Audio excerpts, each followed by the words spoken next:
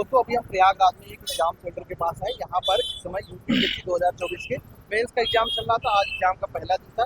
सुबह हिंदी का पेपर हो गया था, अभी सेकेंड टाइम निबंध का पेपर था। अभी भैया एग्जाम दे कह रहे चलते जाते कि आज का निबंध का पेपर कैसा और क्या सोर्स इन्होंने निबंध के लिए फॉलो किया।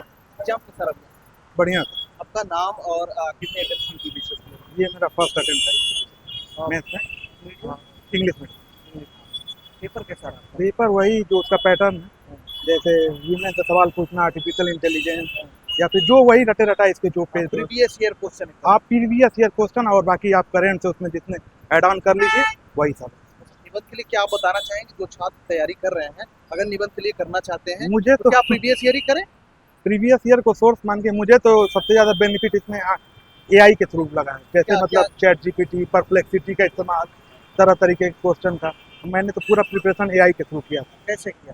जैसे उसका सोर्स आपने अपलोड कर दिया, बता दिया, उसने आपको प्रोबेबल क्वेश्चन दे दिया। जैसे उसने एक प्रोबेबल क्वेश्चन आता, मेरा उसे फंस भी गया था फॉरेन पॉलिसी से रिलेटेड, तो मुझे तो हेल्पफुल लगा।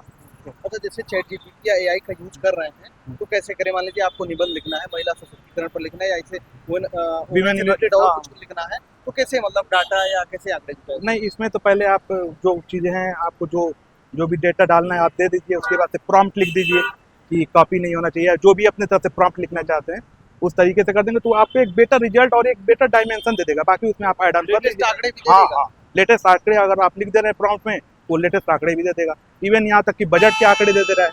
हाँ, लेकिन यही है कि कुछ चीज़ें अच्छी हैं तो कुछ चीज़ें बुरी हैं, कुछ फालतू इन्फॉर्मेशन है उसको छांटना है आपको। तो कैसे छाटे? कुछ आप बताएं क्या? अब जैसे उसमें कि कुछ एक्स्ट्रा अनरिलेवेंट फैक्ट होता है उसमें, उसको हटा दीजिए। और बहुत सारी रेफरेंसेस ये अननोन तरीके से लेता है, तो थोड़ा सा ये है कि जैसे एक पर उसने रिस्पांस दे दिया, उस रिस्पांस को आप पढ़िए। उसको पढ़ने के बाद आपके जो लायक लग रहा है उसको लीजिए, बाकी आप हटा दीजिए। बाकी इसके मार्केट में बुक्स अलग वगैरह कुछ पढ़ी थी आपने इसके लिए? क्या नहीं, ऐसे के लिए मैंने कोई बुक नहीं पढ़ी थी। हिंदी के लिए मैंने पीएन पांडे सर की बुक पढ़ी। कोई रेफरेंस नहीं लिया प्रीवियस ईयर का? प्रीवियस ईयर बाकी नहीं, प्रीवियस ईयर बाकी पूरा एआई।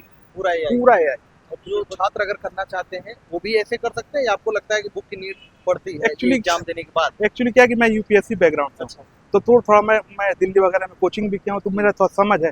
लेकिन अगर जिसको लगता है तो वो इस्तेमाल कर सकता है। परप्लेक्सिटी है। छात्र कोई नया छात्र को थोड़ा दिक्कत आएगी इसमें। दिक्कत इसमें इसलिए आएगी कि वो चीज़ों को थोड़ा सा उसने तरीके से अच्छे तरीके से समझ नहीं पाएगा या फिर उसमें से शट आउट नहीं कर पाएगा।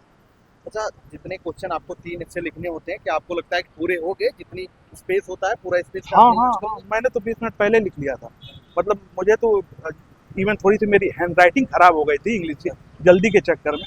फर्स्ट मेंस है तो मुझे आइडिया उतना कुछ था नहीं, लेकिन मेरा 20 मिनट पहले हो गया। उसके बाद से मैंने उसकी फॉर्मेटिंग करनी स्टार्ट कर दी, कैसे उसको थोड़ा सजाया जाए और अच्छा किया जाए। सजाने के लिए क्या किया था? सजाने के लिए यही ब्लैक पेन का इस्तेमाल करके बॉक्स बनाने, या फिर कहीं डायग्राम हो या कहीं एग्जाम्पल हो, कुछ इस तरीके से एरो दे देना, या कि थोड़ा सा हो सकता है मार्क फिच हो जाए सामने से लगे दिखे। मैं भी हाथ बैठने से अच्छा है कि कुछ थोड़ा वो तुमने किया जाए। मतलब ब्लैक और ब्लू दोनों पेन का यूज किया। हाँ, आप हिंदी और इंग्लिश दोनों में इतना टाइम मिलता है कि आप ब्लैक और ब्लू का इस्तेमाल कर लेंगे। अगर आपकी राइटिंग अच्छी है, स्पीड अच्छी है, तो आप जीएस में भी इवन कर सकते हैं हेडिंग लिखने के लिए।